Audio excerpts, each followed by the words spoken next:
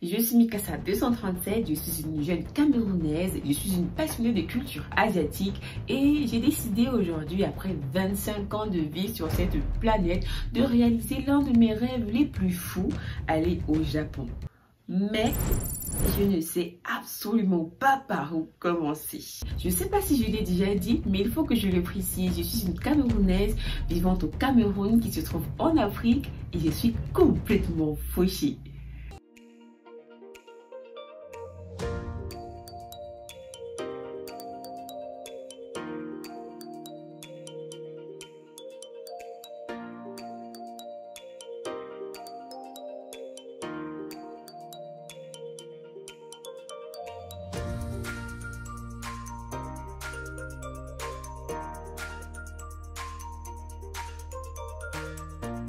Et il y a quelques semaines, je me suis lancée dans l'un des projets les plus fous à réaliser pour un otaku d'Afrique, du Cameroun principalement, c'est-à-dire aller au Japon. Dans l'épisode 0 de ce projet, j'avais précisé que je ne savais absolument pas par où commencer et je dois dire que la mise en situation est encore plus dingue que prévu. Ce sera la première fois que je me rendrai dans l'une de ces institutions, que ce soit à l'ambassade du Japon ou alors au JICA. Du coup, je suis un tout petit peu stressée quand même. L'objectif aujourd'hui dans cette vidéo est d'avoir un socle sur lequel on pourra se baser pour commencer la procédure. Parce que comme je vous l'ai dit dans l'épisode précédent, je n'ai aucune idée de par où est-ce que je dois commencer. Là, je me suis dit, il faudrait d'abord que je commence par l'ambassade et le JICA parce que ce sont un peu les piliers de l'univers japonais ici au Cameroun. Donc, cette vidéo est l'épisode 2 de ma procédure. Je vais au Japon. C'est un projet que j'ai mis en place pour montrer à tout le monde, tous les Africains principalement, mais aussi aux Camerounais surtout, que c'est possible pour une Camerounaise lambda qui n'a pas grand-chose en poche d'aller au Japon.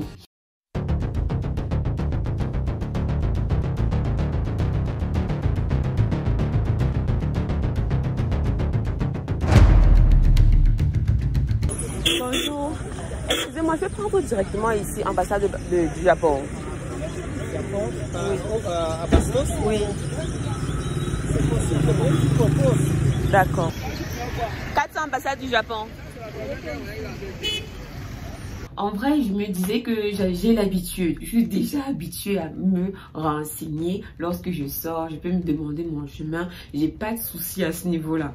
Le problème, c'était ici, évidemment, que pas grand monde ne connaissait l'ambassade du Japon parce que c'était assez retiré de la route. Du Japon, le Japon. Non, c'est dans Bastos. C'est dans Bastos, non, Du coup, je sors. Sur le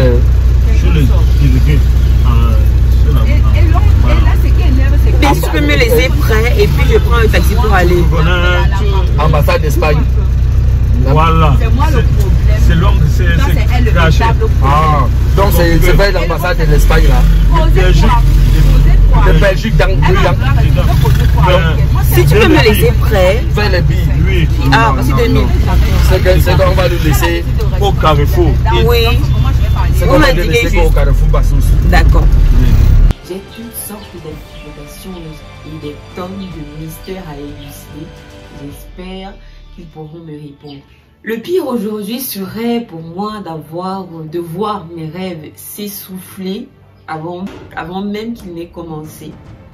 Je crois qu'en fait ce serait le pire tout au long de la procédure. Faut-il un visa pour les Camerounais pour aller au Japon? Parce que j'ai vu sur internet justement que ce n'était pas nécessaire sur une durée déterminée. Quelle est la procédure à suivre? Est-ce qu'il y a des subventions pour les Camerounais pour se rendre au Japon afin de visiter le territoire japonais? Toutes sortes de questions et surtout les prix. Je voudrais qu'ils me donnent les prix, les coûts parce que voilà, nous sommes nombreux à avoir cette envie là de visiter le territoire japonais, mais on est souvent aussi freiné par ce gros pilier dans cette sphère qui est le coût de la procédure. Il m'a laissé au petit carrefour et je me suis dirigée à l'endroit qu'il m'avait indiqué pour aller à l'ambassade.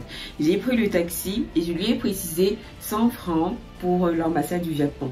Le taximan m'a bien pris. Sauf que quand je suis entrée, je dis au taximan, chauffeur, je ne connais pas l'endroit. Et quand je lui dis ça, il double le tarif.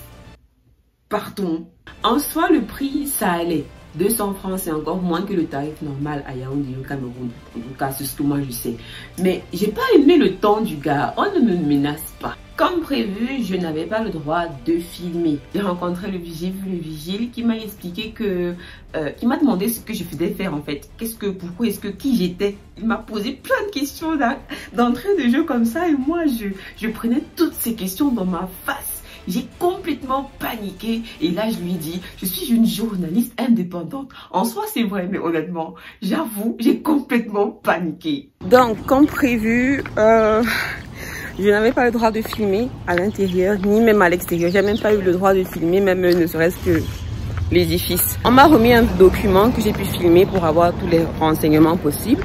Mais j'ai pas eu le droit d'entrer. Et moi, ce que je voulais, c'est poser des questions. Comme j'avais prévu de poser des questions. Sauf qu'on m'a dit que je suis un peu en retard. Il aurait fallu, pour avoir un entretien avec le consulat, il aurait fallu que j'arrive entre 8h30 et 11h30. Et là, il est 12h. Du coup, ce que je vais faire, c'est que je vais d'abord aller au JICA. Je vais voir ce qu'on va encore me dire là-bas. Et maintenant, demain, je vais revenir à l'ambassade pour avoir toutes les informations que je devrais avoir. Let's go! Mais en tout cas, il était super gentil. Il m'a expliqué que pour rencontrer quelqu'un comme je voulais vraiment faire, il fallait que je passe entre 8h30 et 11h30. Sauf que en me perdant, je suis arrivée à l'ambassade à 12h. Bien sûr, ce serait trop facile sinon. Il m'a quand même remis ce formulaire qui est un formulaire pour toutes les personnes désireuses de faire un visa. Et il y a ici mentionné tous les documents que vous devez rassembler pour pouvoir faire une demande de visa à l'ambassade du Japon. On reviendra sur ce dossier plus tard.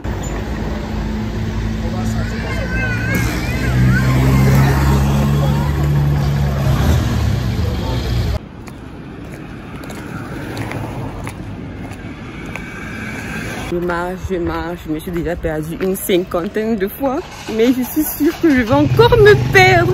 Allons-y. Ok, je suis complètement perdue. Même les gens à qui je demande, il y a même des gens qui m'aident et tout, et je me perds quand même. Là, je vois la Koika. Si je vois la Koika ici, la Koika c'est pour la Corée. Normalement, le Japon, ça devrait être dans les parages. Mais j'arrive pas, et j'arrive pas à me perdre. Pourquoi est-ce que c'est si compliqué?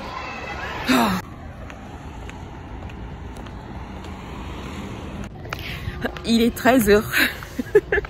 Je me suis encore perdue, mais vraiment perdue.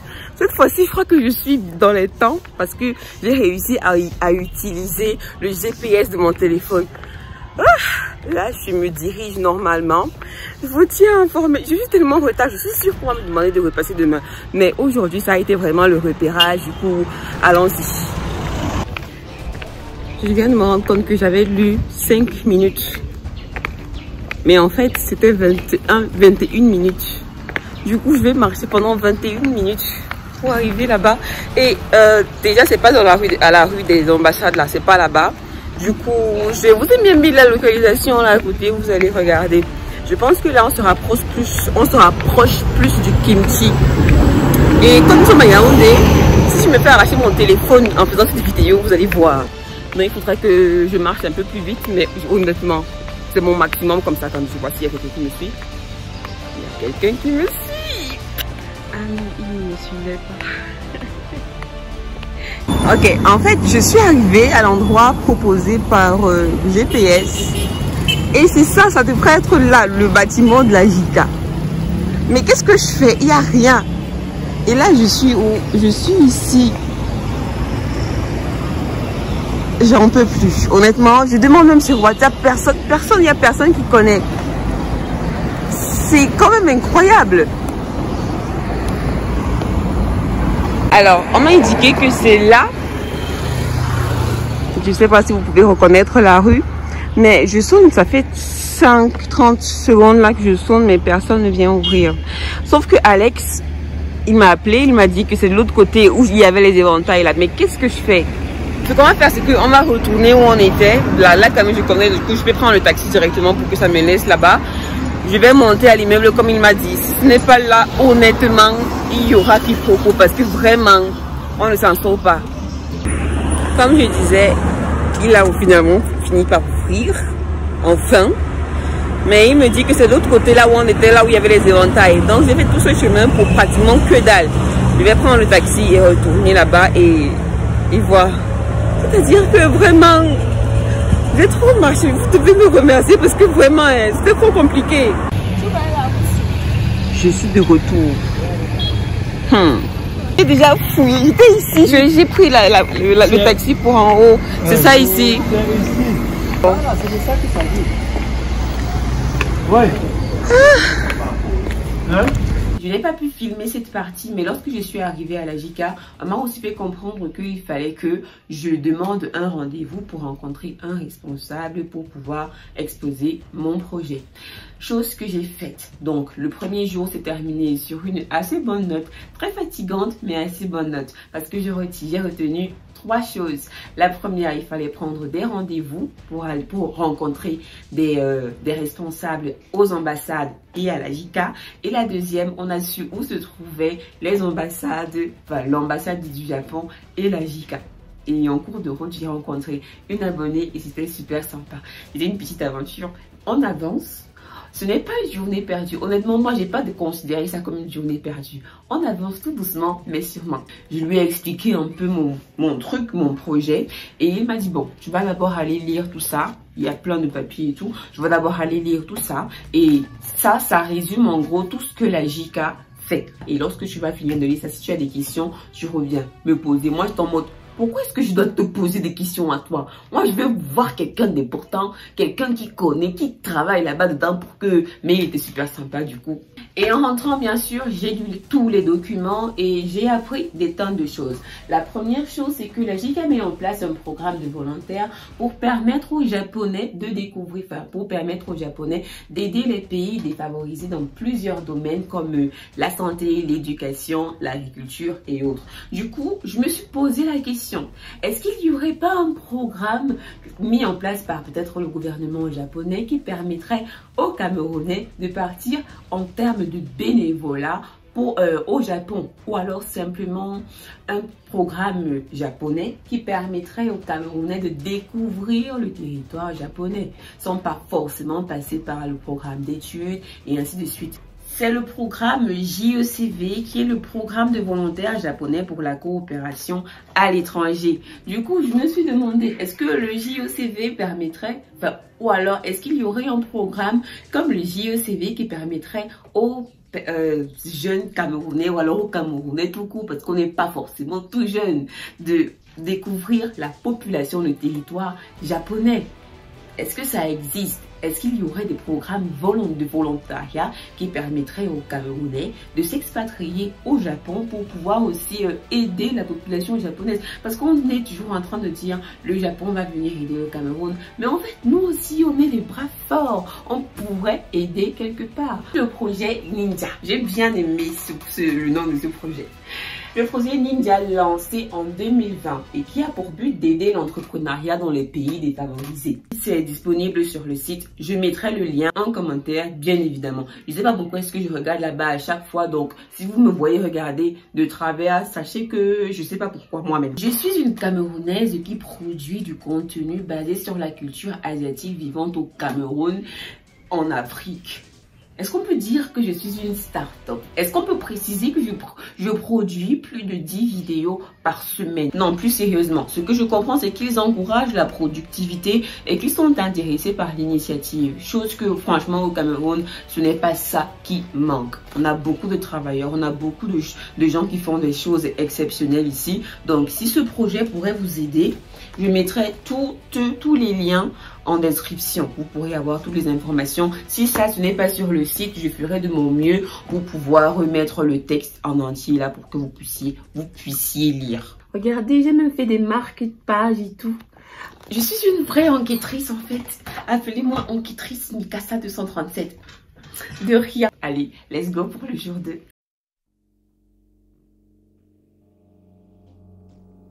Le deuxième jour, je faisais tout pour arriver à l'heure, mais le taximan a fait un de ses détours. Ça a commencé à me stresser complètement. J'en pouvais plus. Je me disais, mais what the fuck en fait? Qu'est-ce qui se passe? Dépêche-toi. Si j'arrive en retard, tu vas voir.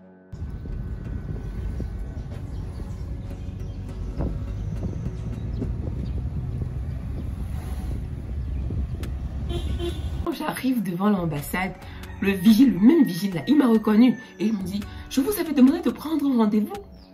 Pardon, quel rendez-vous? Le second jour, j'ai pu entrer.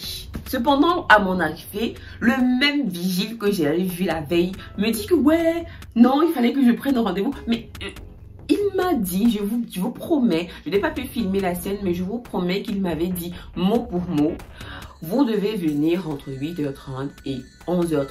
Moi-même, dans ma tête, c'était obvious que je devais prendre un rendez-vous. Mais je me suis dit, non, il n'a pas précisé. Du coup, on va faire comme il a dit. J'aurais dû suivre mon instinct. Donc, retenez ceci. Si vous voulez rencontrer un consultant à l'ambassade du Japon, vous devez prendre un rendez-vous et y aller entre 8h30 et 11h30. En fait, le rendez-vous, c'est principalement pour les questions qui ne concernent pas directement le visa. Comme moi, j'avais mon projet à exposer, c'est pour ça qu'il fallait que je prenne un rendez-vous. Mais si vous avez des questions par rapport au visa, à une demande de visa, vous pouvez y aller sans prendre de rendez-vous. Vous vous imaginez que je ne pouvais pas prendre rendez-vous vu que la veille, il m'avait déjà entourloupé. Du coup, je lui ai fait mon plus beau sourire. Je lui ai dit, monsieur, si vous ne me laissez pas partir, entrer dans l'ambassade là, je suis complètement foutue. Du coup, il m'a fait ceci, il m'a dit ceci. On a fait un petit plan à deux. Il me dit, bon, je vais te laisser entrer. Mais lorsque tu vas entrer, ne pas dire directement ton projet. Tu pars d'abord pour te renseigner sur les visas, sur la procédure de visa, de voyage. Et après t'être renseigné, maintenant, tu fais tout pour glisser ton projet derrière. Est-ce que tu m'as compris? Je lui ai dit, oui, j'ai compris. Alors, j'ai pu entrer et j'ai pu rencontrer un consultant à qui j'ai pu exposer mon projet. Victoire! En soi, j'ai discuté avec le consul. On a d'abord commencé par parler du visa, des types de visa et tout qui pouvaient me permettre d'aller au Japon. On a discuté de cette fiche qui rassemble en gros, comme je l'ai dit, ça c'est la fiche en anglais et il y a une autre en français, qui rassemble en gros tous les documents que vous devez rassembler pour pouvoir faire une demande de visa. Il y a en gros un passeport en cours de validité de 3 mois, une réservation de vol aller-retour et d'autres trucs encore un peu plus compliqués comme par exemple le dernier certificat de revenu d'imposition. C'est quoi? Une copie de la souche de déclaration d'impôt finale avec le sceau. Qu'est-ce que c'est? Bref, de toute façon, je ne pense pas que l'on soit déjà à ce niveau-ci. J'ai ensuite pu proposer mon projet au consul. Je lui ai expliqué à cœur ouvert. Moi, j'aime bien expliquer mes choses clairement. Moi, j'ai la facilité à m'entendre bien avec les gens parce que il faut toujours faire ma mère m'a toujours dit qu'il fallait faire un grand sourire. Alors, je souris et justement, ça m'aide beaucoup. Du coup, on est devenus un peu amis, je dirais, un tout petit peu amis quand même. Mais il était assez réceptif à ce que je disais et j'ai pu alors glisser ce que j'avais vraiment sur le cœur. Je lui ai expliqué mon projet pour aller au Japon et il m'a dit ceci: madame, si votre projet est de montrer qu'un Camerounais lambda qui n'a pas grand chose en poche peut aller sur le territoire japonais sans rien du tout, c'est légalement impossible. Et là, j'étais en mode, je me suis décomposée. C'était horrible. C'est comme s'il était en train de briser tous mes rêves. Mais non, je me suis dit, non. Moi, je veux juste votre avis. Il n'a pas compris en fait ma question. Parce que oui, c'est légalement impossible. On sait tous que c'est légalement impossible. Mais moi, ma question, c'était, je voulais qu'il me donne un tuyau. Vous voyez les tuyaux détournés là. Je voulais qu'il me dise, est-ce qu'il y a des tuyaux que je pourrais emprunter et machin. J'ai vu, il avait le cœur serré comme ça. Je sais qu'il m'a caché quelque chose. Monsieur, si vous tombez sur cette vidéo, je sais que vous m'avez caché quelque chose. Il m'a cependant expliqué que pour lui, pour mon projet, le meilleur visa possible, ce serait le visa touristique. On va voir les types de visas un peu plus tard. Maintenant, il est temps de se rendre à la JICA pour voir ce que les gars me proposent. Let's go! Alors là, je sors de l'ambassade du Japon. Ils m'ont répondu, mais je ne suis pas satisfaite du tout. Je ne sais pas s'il me faut que je reparte un autre jour ou quoi? En fait, je suis pas satisfaite parce que je pense ne pas avoir forcé comme il fallait pour avoir les informations que je voulais. Moi, je voulais que le type, il me donne un tuyau sûr pour pouvoir me faufiler, tu vois un peu. Mais bon, il m'a quand même répondu, il a répondu à toutes les questions, il m'a donné des fiches que je vais étudier. Et aussi, il m'a donné des infos actuellement s'il se déroule quelque chose et que je dois aller vérifier sur le site de l'ambassade. Donc là, je vais rassembler toutes mes idées et maintenant aller à la JICA pour pouvoir voir un peu de quoi est-ce qu'elle fait ce bois. Donc voilà.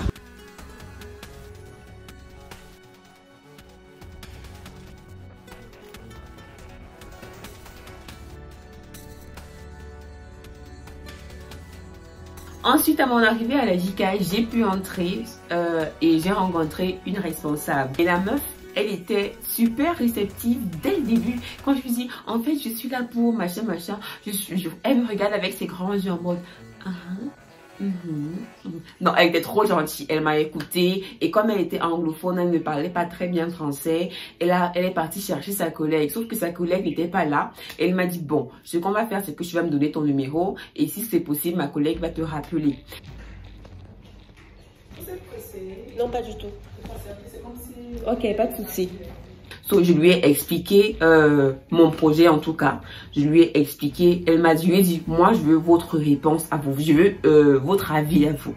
Quelle est l'option qui selon vous pourrait permettre à un Camerounais lambda, fauché de tous les noms, de partir, de toucher le territoire japonais? Est-ce qu'il y a des possibilités pour que la JICA aide les Camerounais à traverser pour aller au Japon? Est-ce qu'il y a des bourses? Elle me dit oui, il y a des bourses. Elle me dit qu'il y a une bourse qui est lancée chaque année par l'ambassade du Japon. Je lui ai dit oui, je suis déjà au courant. Non, mais non, pas celle-là. C'est une autre bourse qui est en fait lancée par l'ambassade du Japon et qui aura lieu cette fois en août.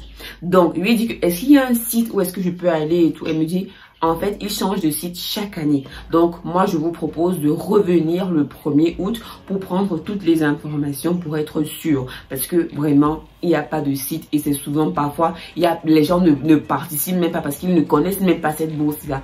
Je lui ai dit, ok. Thank you. Vous voyez la meuf, elle sortait un tout petit peu les informations comme ça, ici et là et tout. J'étais trop fière de discuter avec elle. Je vais retourner la voir. Finalement, son amie n'a pas pu venir parce qu'apparemment, elle était en pause. Du coup, j'ai décidé d'y retourner une autre fois pour pouvoir prendre les informations, le reste d'informations qu'il me fallait. Mais je pense que déjà, on a déjà un beau socle. On sait que 1, je pourrais passer par des bourses. 2, je pourrais utiliser le visa touristique. 3, je pourrais aller en visa professionnel. Mais dans ce cas-là, il faudrait que j'ai une entreprise là-bas qui attende que j'arrive pour pouvoir pour travailler. Et là, ça pourrait me faciliter le transport.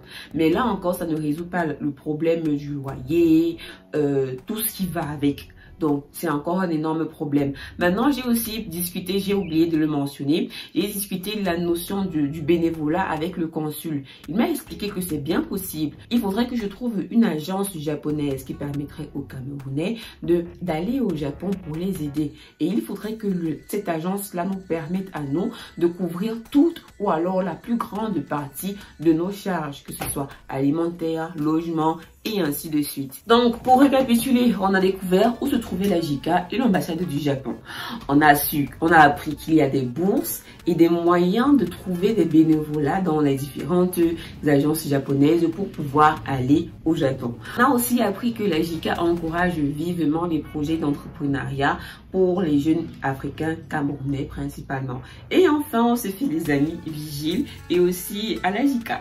On avance bien, doucement, mais sûrement. Donc l'aventure commence bien, en tout cas selon moi. Je veux que l'on se concentre tout au long de cette aventure sur 2 choses. La première, c'est le skill. Il faudra que vous compreniez que tout le monde a ses skills et ses opportunités. Nous sommes sur cette terre, ça c'est mon point de vue, ici pour vivre une vie différente. C'est normal si on n'a pas les mêmes opportunités qui se présentent à nous. Mais chacun d'entre nous est déjà exceptionnellement incroyable. Du coup, il est question pour vous d'exploiter vos pouvoirs, vos skills et ainsi de suite. Les portes qui vont s'ouvrir pour moi seront pour moi. Si elles ne s'ouvrent pas pour vous, ce ne sera pas grave. Mais par exemple, vous aurez pris un exemple sur moi que je peux exploiter cette porte-là. Mais si vous allez, que la porte ne s'ouvre pas pour vous, vous devriez vous dire, bon, ça n'a pas fonctionné pour moi, c'est qu'il y a une raison. On va chercher ailleurs. Pareil, si une porte se ferme pour moi, elle peut s'ouvrir pour vous. Donc ne fermez pas en disant, ouais, mais ça a dit que ça ne fonctionne pas. C'est faux. Vous êtes vous et je suis moi. Et c'est ce qui fait la beauté de ce monde. Le deuxième concept que je veux absolument que vous gardiez en tête, en fait ça c'est même une leçon de vie, c'est même pas un concept que vous devez juste appliquer pendant cet événement, ce projet-ci.